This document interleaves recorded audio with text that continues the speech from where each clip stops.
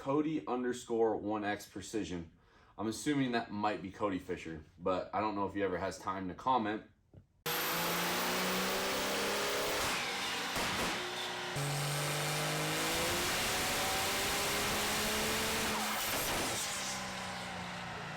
Hey guys, welcome back to the channel. Tonight we're gonna do that Q&A. In all honesty, I kind of just been taking it easy for a little bit.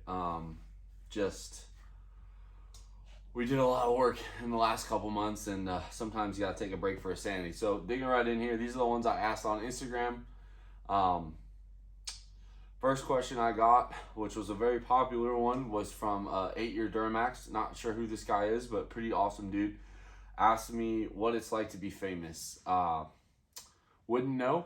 Probably won't ever get there, but hey, to the 16,000 of you as I'm filming this right now, I appreciate y'all, and it's definitely been a lot of fun. So I appreciate it, but I don't consider myself to be famous at all. Then we had a gentleman by the name of Cody_1X Precision. I'm assuming that might be Cody Fisher, but I don't know if he ever has time to comment. He said, "What's that mouth do?" Just talk a lot. Lately, we've been a little bit better at backing it up, but we do talk some smack. And I tell people what to do at work. That's kind of really my only job.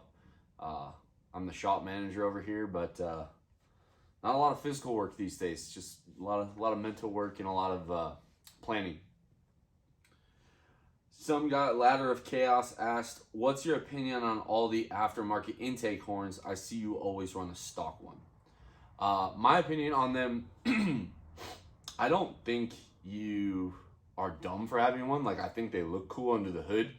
But my thing is, we've done 2,000 horsepower on a stock intake horn on 2 different dynos. So to me, the thing I always look at, yes, on a flow bench, I'm sure they do pick up flow. I know there's a certain company in California that absolutely just loves to brag about how well their intake horns flow, and I'm not knocking them. I've never actually tested their intake manifolds on a flow bench, but what I can tell you is I've tested cylinder heads on a flow bench, and we are in such a deficit at the valve. I don't care what kind of horn you put on there, until you fix the cylinder head, you're not getting any more flow through that. So to me, if you have an intake horn or you want to buy one, cool, like whatever, do you. I do plan on testing them later on. It's kind of one of those things though, on a stock block with sleeves, and on that stock block with only 2 sleeves at 4.210 bore, I have no issues in telling you guys that engine will do 2,000 horsepower. It'll probably do it for a little bit, but I don't really feel like doing it at 2,000 horsepower to test. So we're going to dial the truck back to about 1,000 horsepower, which I feel like is more relatable to majority of you guys anyway. And run the test that way to kind of see what kind of gains we see. One of the reasons why I always feel like they're kind of falsely advertised, if you read the reviews on them, people always say it cooled EGTs, raised boost pressure, increased spool up, and all this stuff. To me, I look at it, if something flows better, right? Like that's what they say, then boost should be lower, because boost is a measurement of restriction of an airflow. And then the spool up thing, I revert back to gas technology. The bigger you make an intake plenum, like those big fancy runner intakes and stuff that you see on all the LS cars, it robs low RPM power because you don't have the velocity that you had with a tighter intake. Now it makes more power up top, sure, but that is not helping you down low, where these guys are saying that the spool up's better. As far as cooler EGTs, to me, you haven't changed anything about how the air goes into the head or out of the head, like the valves, the ports. So I kind of feel like most of this is all placebo effect. But that's kind of where I'm at. So I don't think you're dumb for having one, but that should kind of explain to you guys why I don't have one. Next question. What's been your favorite all-around turbo setup on a 5.9 common rail and on a 6.7 common rail, and why? On the 5.9 truck on that 07, one of my, I'd say my 2 favorites, 67, HC351. I don't care what popular influencer wants to tell you otherwise. Like, a stock appearing Charger, when driven appropriately, will outperform any S300 and a majority of the smaller S400s because they spool up better. On stock trucks, you guys don't have the fuel up top. Your CP3 is limited. You don't have the push rods. You don't have the valve springs to handle the high RPM power. You don't have the head flow to support power up there. So that is a very usable turbo, and they're relatively cheap because you don't need a manifold, downpipe, oil feed, oil drain, all that stuff. So I really like that setup. Compounds, my favorite setup that I've ever driven was that 467-7 488. It drove really well. It towed well. If you guys go back in some of our videos, we did a lot of testing with that. That was my favorite setup. 6.7, big single stuff. Honestly, the HG351 still kicked butt on that setup, but relatively most guys with a 6.7 aren't doing that. So I'll just stay away from the S300s. I hate them. They come apart bad. They, to me, don't have a very solid turbine to make horsepower reliably. And prime example of that, I tested S369s when they first came out. This was before I even worked at Power Driven. I broke 2 of them. Now, we did make like 1,004 horsepower on them, but I broke it twice. So they are good for a short period of time, but they're kind of a pain. They're a little small. They come apart with the bolts instead of the V-band, so I'm just not a fan of S300s. On a 6.7, if it's like a daily driver tow pig, it is hard to beat that 467-7 Charger. That's what I had on my 2011 4th gen Mega Cab, and it worked really good. Stock fuel all the way into the, I think we had 100 overs in the truck. For that like 1,000 horsepower street strip, the 476-87. I like running a bigger turbine wheel in a tighter housing. If you guys notice, most of my trucks run like a 96 turbine with a 115 T6, or that GT55's in a 1.0 housing, or my 87 turbines are in 9.0 housings. I find that the drive pressure really doesn't seem to matter, but we are at high elevation, so kind of take that with a grain of salt. But a forced induction's 476 is a hard Charger to beat. They generally take nitrous really well, and I never hurt that one. I was quite impressed with that. As far as compounds, I really thought the 472-488 underperformed. I don't know why that kit sells so good, other than maybe guys have a 472 and then want to go compounds or whatever, but I thought that setup was trash, and I don't recommend it. I think a 467-7 488 would have been way better, or big compounds like that 480 GT55 I have, but for a 5.9, my favorite setup to date, 467-7 488. My favorite setup on a 6.7, 476, or that 480 GT55 that we have there. Walk through the process of sled pulling with 48 RE. Okay, really easy. 4-wheel drive low, I start in first gear. Once I hit, like I was shifting around 5,000. No, that's not true. I was shifting like 4,000 RPM. 4,000, I grabbed second. Once second gear hit 4,000, I kind of feathered the throttle and locked the converter. I do this to kind of stop the chassis from like shuddering really bad. And then I do a 2-3 lock shift, and it seemed like third gear just wide open worked really well. So I think that's what I'm going to do from now on. With work stock and stuff, when we pulled the 07, that setup worked really good. I just kind of got greedy at All Truck Challenge and tried overdrive, and it was not ready for it. So it's actually pretty easy to do with a 48. What's the total cost in the 05 and the 07? My wife watches this channel, so I not a chance, but the 05 has costed far more because I've learned a lot. The 07, I think one of the most, I don't want to say overlooked things, but one of the things on the channel that I've tried to hint at but maybe haven't always come out and said is the reason why the 07 went so smooth through all the power levels is we learned it on old Bessie here. So, and then I had a 06 Mega Cab for a while, so there was a lot of learning done previous. So the 07's far cheaper, but it's because we knew exactly what we needed. I would say between the two trucks, we could have probably bought a house by now, though. I'll say that. What are the plans for the 6.0? Well, I'll give you guys a little teaser. We're gonna sell it. I really want a King Ranch, so before we put any more time or effort into that one, it runs good. I have no issues selling it. We're gonna sell it and then be on the hunt for like a nicer interior truck. And I am serious about hitting 1,500 horsepower. I don't know if it'll live forever, but as I sit right here, I got some Kill Devil diesel heads over there, and I got a whole bunch of other goodies coming from other companies. So it's still in the works. It just kind of, I want a nicer interior. Okay, so do you want your kids to take big interest in what you do or take a different path? Honestly, 4 or 5 years ago, I would have said I wanted them to do life exactly how I wanted them to do it. Now that I'm 30 and my kids are getting older and I'm watching them grow up, I really just, as corny as it sounds, like I really just want them to find out what works for them. I mean, I came from a totally different background than what I do now, and I don't know if it rubbed my dad the wrong way, but we had a family business and I chose not to do it. And it's not something I ever regret. Like, I never look back and I'm like, oh man, I wish I would have done that. And I have no issues with people that take over family businesses. Like, a lot of people hate on it because you're on the coattails of somebody else. But if you keep the company successful and don't run it into the ground, like, obviously you were doing something right. So I think both my kids are interested in it, but I feel like it's just their age that they just want to be around their dad.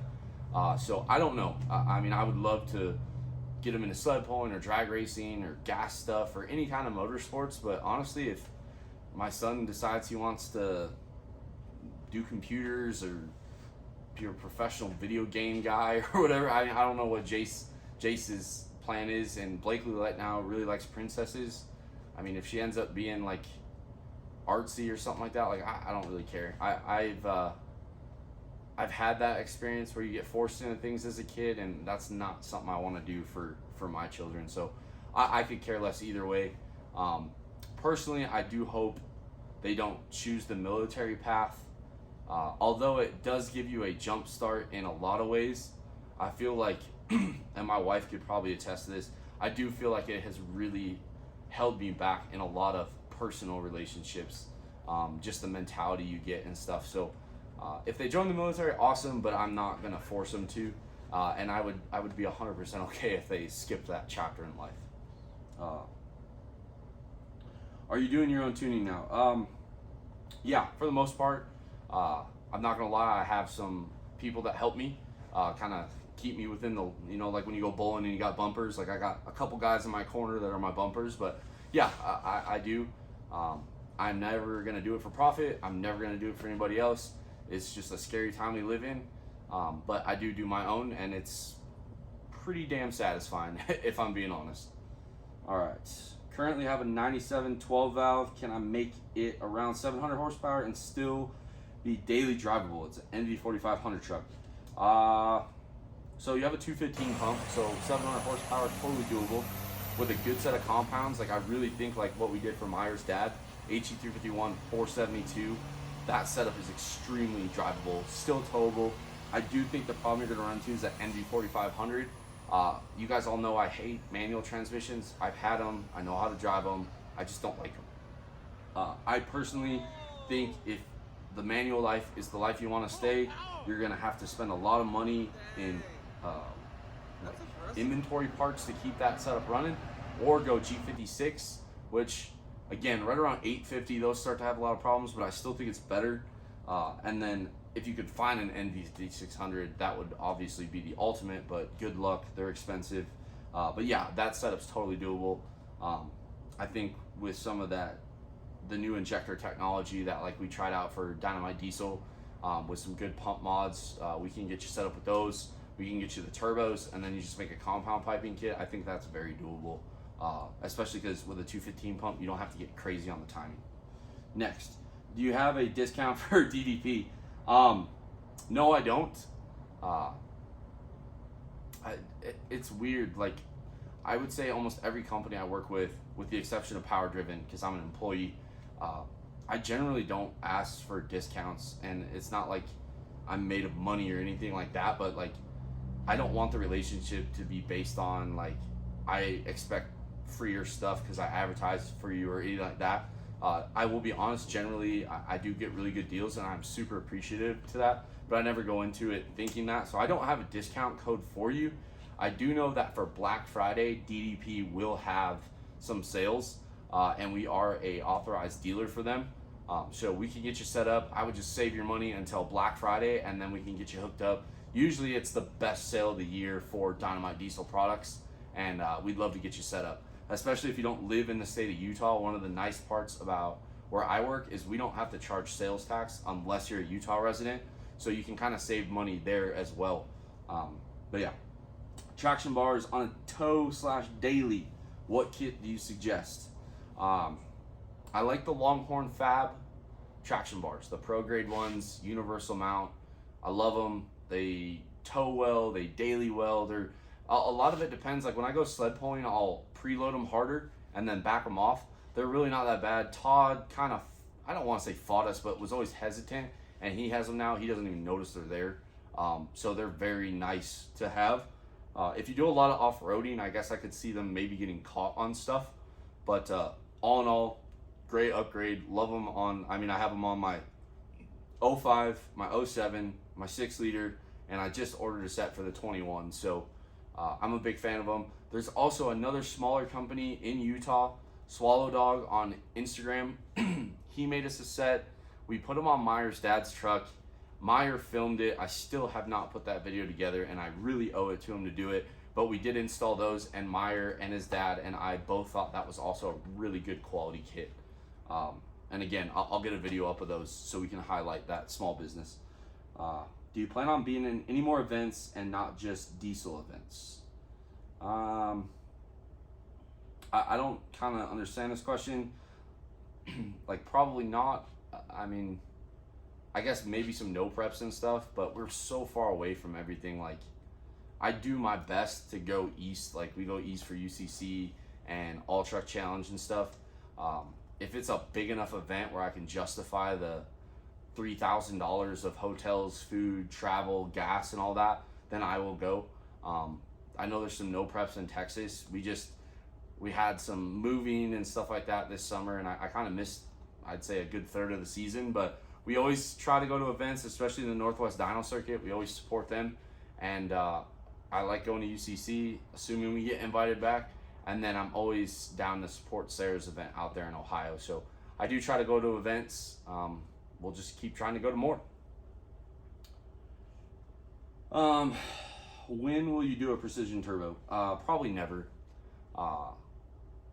People always ask me to try new things, new manufacturers, and I get treated so well by the companies I work with now, like Forced Inductions, Jarrett Rivera, I think that's how he says his last name, always gets me taken care of. I'm not exactly sure what position he's in at FI, but he's always my go-to guy. And I just feel like when you start mixing brands and stuff, like, I'll test it, but I don't want to keep it. I'm loyal almost to a fault, and it has always served me well in my life. So probably never going to run a precision turbo, but if somebody wants to send me one or swing by the shop and we rig it up, I'd be happy to test it. Thoughts/advice for a young enthusiast.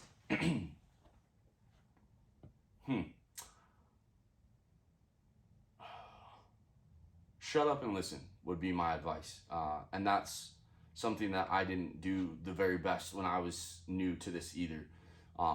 You can learn a lot by standing around the right people at the right time and just not talking. In fact, you can get a lot further ahead. And my point in case in that is, I look at Meyer, right? Meyer is not a very ego-driven man like some of us are. And I don't think I'm terrible, but there's definitely some ego there. Meyer is much more go with the flow. And his first common rail build, we got him to 1,000 horsepower so quick. But Meyer was willing to listen to other people's advice, take advice, follow in other people's mistakes and success stories. And not only did he do it faster than I ever did, younger than I ever did, he probably also did it a heck of a lot cheaper than I ever did. And I'm not knocking the guy at all. I love having him in my corner. He's a good friend, and he's always down to help. But that is, like, I always tell Meyer, I'm like, dude, you're going to go faster than me, because you have the head start of knowing what doesn't work. So just surrounding yourself with people that are good, and they're willing to help you. There's a lot of people out there that are really good at what they do, and they are terrible at helping others, or just terrible at getting their point across. So surround yourself with people that are doing better than you. And I mean, that goes for anything in life. Like, if you want a good marriage, hang out with married couples that are doing well. If you want to be a good parent, hang out with other parents that are good parents. If you want to increase your income and stuff like that, like a lot of you guys know, I do the day trading. I just started hanging out with a new group of people that was what they liked to do. And it's cool. Like, I have friends in a lot of different walks of life, and I learn from their experiences, and I can apply it to my own life. And sometimes it works out great. Sometimes I figure out that it worked for them, but it did not work for me. So I just think surrounding yourself with good people, like your circle, you know, I've had a lot of people there for a long time, and I've had some walk away, and that is what it is. The other thing is just be honest with stuff. Like, I know I got a lot of flack when that engine exploded a year and a half ago, and I stick to my guns that what I said. Like, I felt like it was a defective product. I spoke my mind about it, and some people now hate my guts. Other people respect me more, and some people are still indifferent. But I never want somebody to support me or be my friend if they don't know how I truly feel. And that, again, that's going to cost you some friendships, some relationships, but it's going to strengthen the absolute heck out of the ones that you have that stick around. And yeah, that's kind of where I'm at. The other thing I would say, as a young enthusiast, I never enjoyed the small steps. I never enjoyed 500 or 600 horsepower. And it made me spend a lot more money faster, which had me cutting corners at points that I wish I wouldn't have done. So I would just say enjoy the small growth. Like, if you're 18, 19 and you have a 600 horsepower truck, 700 horsepower truck, like, enjoy it. So that's kind of what I got. And stay off the damn tool truck. What's your favorite class to race in and why? Drag, sled pull, dirt drag. Honestly, sled pull. I love it. In that last video, you could definitely tell I was pretty amped up about the sled pull. I don't know why, but to me, like, drag racing is fun, and I know diehard drag racers that love it. But to me, when the chain's tight, like, I'm nervous until I pull forward and the chain tightens, and then, like, everything kind of calms down, and then you put your foot forward. And that, to me, is one of the very few times in these trucks that you just feel the power. Like, that sled is heavy. That engine RPM just looks dangerous because it's in the red. I would say drag racing, to me, is probably my least favorite, which is probably my least favorite because I just don't. We don't have a lot of places to practice. I don't have a lot of the suspension upgrades for it, because to go full-blown drag truck, I feel like requires a lot more safety stuff that kind of cuts down on the daily driver side of stuff, whereas sled pulling in most classes, until you get up to like the big, you know, like limited pro and stuff like that, you can have a street truck and still have, you know, full interior, no cages and stuff. Dirt drags is weird for me. I do well in them and I enjoy them, but I kind of forget they exist because, again, they don't happen out here. I've done one in Illinois, one in Idaho, and one in Ohio, and I have a lot of fun doing it. They're just not really readily available. The dyno used to be like my favorite, and now it's kind of down there by drag racing. Full disclosure, I think I was more nervous dynoing that truck at All Truck Challenge more than anything. I've had so many close calls that I respect it a lot more. I'm focused a lot more, and I'm waiting for something bad to happen, and it's just it sucks, but I'm glad that all of my incidents, nobody ever got hurt. I got away okay, and it just makes my heart kind of start beating faster. Why would you rather daily drive your older trucks versus your dually? The dually's just big. Parking it, it's long. The bed's really wide. I'm just not a fan of it. Like, I love it for long trips, road trips, towing. It's great. It's stable. It's comfortable. But I do work, and I get a little bit dirty from time to time. Like, I'll get covered in oil, And I like my older trucks because I feel like if I get them dirty or I stain something or I spill something, I don't really care that much. And my new truck, I really like to keep them clean. So number one, the dually doesn't sound as good in my opinion. Number two, I don't like getting it dirty. And number three, it's kind of just hard to get in town with it versus all my older trucks are a lot smaller. What's your goals in life, and what advice would you give to the younger generation? We kind of already covered that. Just kind of control your circle, and that's not just diesel. That's anything in life: finances, marriage, being a parent. I definitely would say stay away from drugs. That was something that I never really got into, but I saw it destroy a lot of my friends in high school and stuff. So I'm really glad I never got into that. I don't know. Everyone always says to put into a retirement fund. I really didn't do that for a while, and I still am not heavily into retirement. I don't know, man. There's just something about like enjoying it while you're young and you can do stuff like riding jet skis and dirt bikes and this kind of stuff. Like there's gonna come a point where I'm no longer able to get my fat butt over the roll bar to get in these trucks. And although I might have more money then, I just won't enjoy it. So I always try to tell people, like, live within your means, but if you want to build a 10-second race truck and you got the means to do it, like, dude, what's a 401k? You know what I mean? And then the other thing that I would give you that it took me forever to learn, value your time. It's the one thing that you can never get more of. It's like sometimes I take my trucks and I get them detailed. Sometimes I have a local shop to us do some service work on my stuff, because although I can do it, my time is worth more than I would pay them to do the work. So I can spend time with friends and family and my wife and stuff like that. And that was something that I don't think really hit me until the last year or so, is like how valuable my time is. I know per hour what my time is worth. Like I've calculated out monetarily speaking. So it has to pan out for me to give that my time. Now, for friends and family, there is no monetary amount, but in a business decision and stuff like that, like it has to, the numbers have got to jive.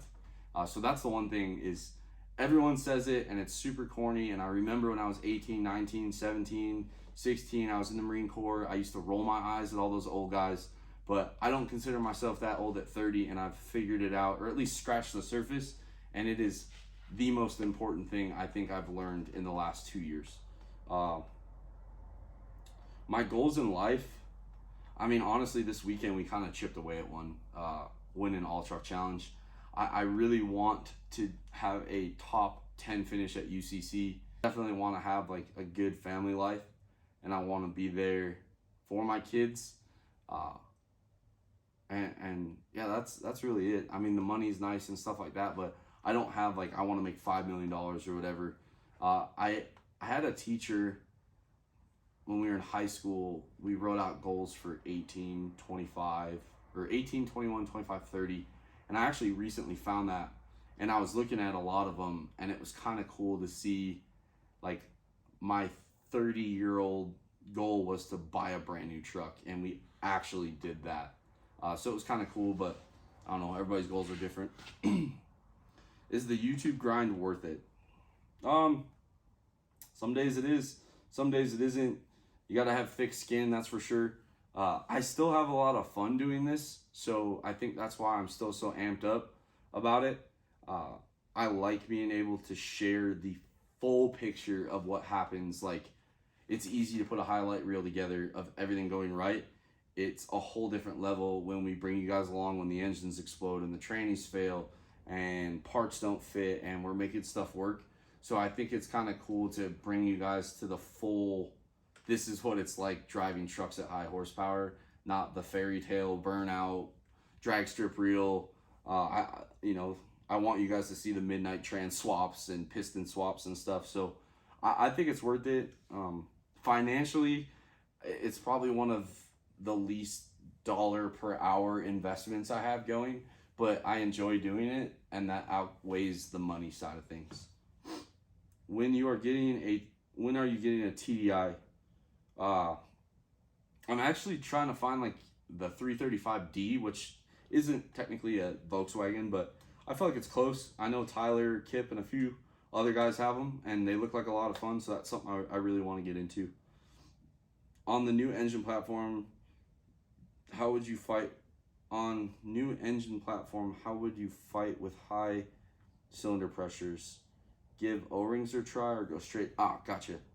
Fire rings. O-rings are just, no. Just go straight to fire rings. Does it ever get old having to drive to the East Coast for most of the bigger events? And I know it's much different, but how do you tune according to the elevation changes? Realistically, if it runs good here, I don't change it because I know it's going to run even better down there. The air density is better. It's going to be cleaner. So I don't make any adjustments. Now, if I tuned something there and came here, I would probably pull a little bit of fuel out. I'd put probably a little bit more timing in it just to get the chargers going. And then, yeah, it does. But seeing David and Dusty and Jonathan and all of that crew, it's always fun for me, so it justifies the drive. Usually the drive there is not bad. The time there is great, and then usually we have like 6 broken million pieces, so the drive home really sucks. Although this time I'll admit, like, it was nice. The drive home was nice, but again, I think I'll always do it, but it does get hard after a while. All right. Last question. Is Cody Fisher as good at kissing as he is welding? I don't know. I mean, I'm more of a gentleman. I'll never kiss and tell, but yeah, that's all I got to say. Anyway, guys, I hope you liked this Q&A. I know there were some funny ones in there. I just left them in there because this video could be boring. And again, I hope we answered some of your questions. If you guys have more, we'll do another one of these. Realistically, we're kind of waiting on a ton of parts, which is why I really wanted to take this time. And I know not a lot of people are always going to watch these style of videos, but I feel like I owe you guys some of my time for always supporting me on the channel to give you my thoughts. Again, I know a lot of guys want me to cover like investing money and stuff. I just don't feel comfortable. I've had a lot of people approach me to give me money and invest it. I have not taken any money from anyone. I'm more than happy to post it on Instagram and stuff like that. But if you guys lose all of your money because you followed me, I just don't want to be on the hook for it, which is why I've been hesitant about that. But I appreciate you guys' questions. I appreciate everyone with all the new subscribers, all the engagement with the comments and stuff like that. I appreciate it. I think I'm going to have to kind of start setting more time to answer some of your guys' questions. It's just between Facebook, Instagram, and YouTube, and editing YouTube, and working full-time, and still having everything else going on. Sometimes my time's a little limited, so if I don't answer your question on a post or in a video at just a Common Rail 24V or Josh McCormack on Facebook, send me a message. I usually get to those as quick as I can. Anyway, guys, like this video, drop a comment down below, or if you want me to kind of go into further depth on some of these questions, drop that down below. Subscribe if you are not already, guys, and as always, I will catch you on the next one.